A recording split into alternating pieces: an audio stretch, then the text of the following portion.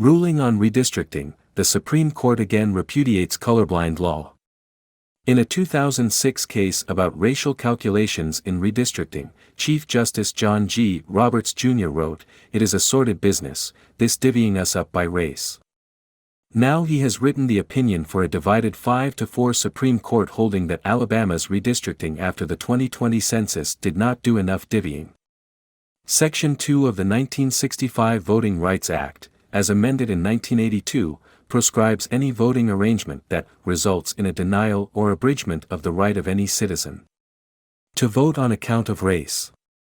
Courts, prodded by groups intent on maximizing race-conscious policies and minimizing colorblindness as a social aspiration, have radically rewritten this. They have changed the right to vote into an entitlement to arrangements that make likely particular election results. This week, the Supreme Court preserved this perversion of the law.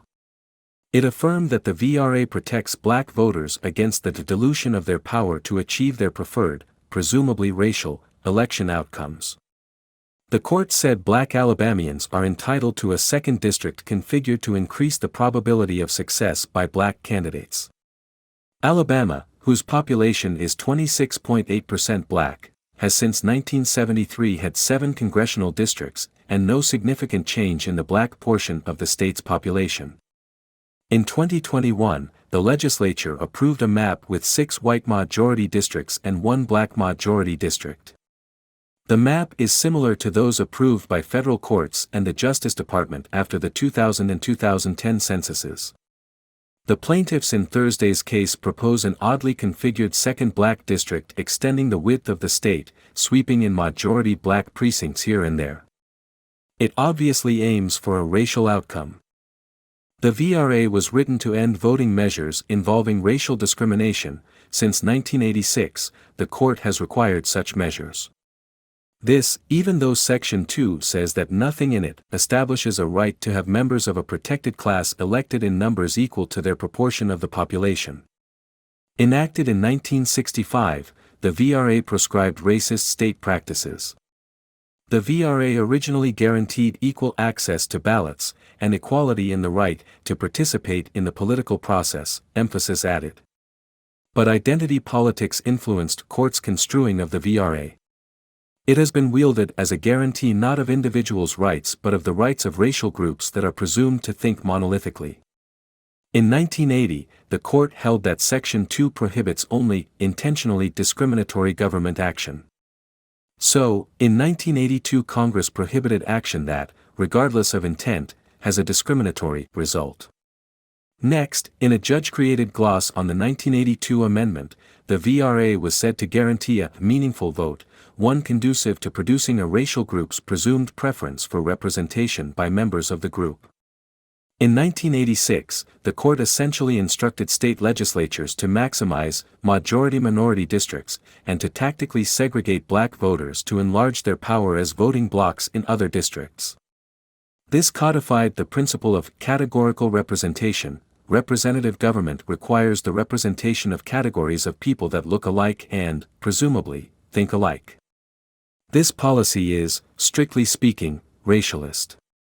Infused by it, the VRA became, effectively, the VPA, guaranteeing not rights but power, the undiluted power of government-favored groups, originally blacks, then some others. This week, the court should have heeded the amicus brief submitted by the Project on Fair Representation, which opposes government actions based on racial and ethnic classifications because they increase polarized and racialized politics. Courts have turned the VRA inside out. They have construed it to require, not merely race consciousness to achieve the right kind of open racial politics, whatever that may mean, but a prioritization of race above every other criterion to achieve the proportional representation of different racial groups. The Project's brief noted that the court has hitherto said racial classifications foment race-based reasoning and exacerbate conflicts by defining the nation as permanently divided into indissoluble racial blocs. So said Roberts in a 2006 dissent, which contained his pungent remark quoted in paragraph 1 above. Roberts, in Thursday's decision, correctly described it as consistent with precedents. But being consistent with incoherence is no virtue. After the decision, progressives paused their denunciations of what they call the imperial court. Switching gears, they praised its imperious rewriting of the Voting Rights Act. They ignored the fact that its authentic purpose was simply to end racial discrimination in voting rules. With its new ruling, the court has again reaffirmed the federal judiciary's repudiation of colorblind law. And the court lubricated today's slide into incessant obsessing about race. This is a sordid business.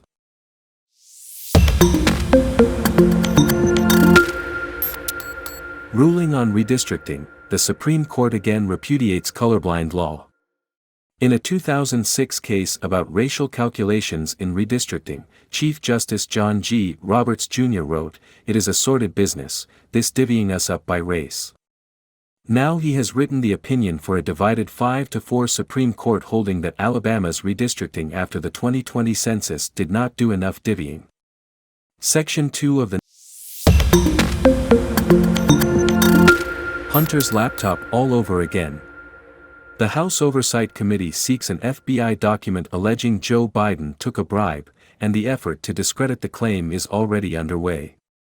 House Oversight Committee Chairman James Comer subpoenaed a Federal Bureau of Investigation form he says outlines details of a $5 million bribe allegedly paid to Joe Biden while he was vice president. Until last week, the FBI wouldn't even concede the document existed. Nevertheless, this Monday morning an FBI team dispatched by Director Christopher Wray made its way up to Capitol Hill in hopes that Representative Comer would be satisfied with a look-see. He wasn't. After the meeting, he said the FBI told him there is a continuing investigation but reiterated that he still plans to hold Mr. Wray in contempt unless he turns over the document. The response is telling. Mr. Comer, a Kentucky Republican, has been painted as a partisan rube chasing conspiracies. Nobody seems to care that a sitting vice president was accused by a trusted FBI source of taking a bribe. For those who lived through the Hunter Biden laptop saga, it is, as Yogi Berra would say, déjà vu all over again. But after Mr. Comer and Senator Chuck Grassley told Mr. Wray in a phone call last Wednesday that they'd already seen the document, pretending it doesn't exist was no longer an option. Now that the FBI says there's an investigation, there is a campaign to discredit the charges before the public can see them. The first salvo came from CNN last Wednesday. Quoting, "People briefed on the matter, the network said the document had its origins in a tranche of documents that Rudy Giuliani provided to the Justice Department in 2020. This is what Representative Jamie Raskin, the ranking Democrat on the Oversight Committee, is relying on to say the charges have been looked into and there's nothing there." Remember when the New York Post on October 14, 2020, first published some of the incriminating emails from Hunter Biden's laptop? The paper's reporting was not only ignored but also suppressed, with the active assistance of the FBI. In its original story, the Post reported that Hunter Biden's lawyer refused to comment on the specifics but instead attacked Giuliani. Some things never change.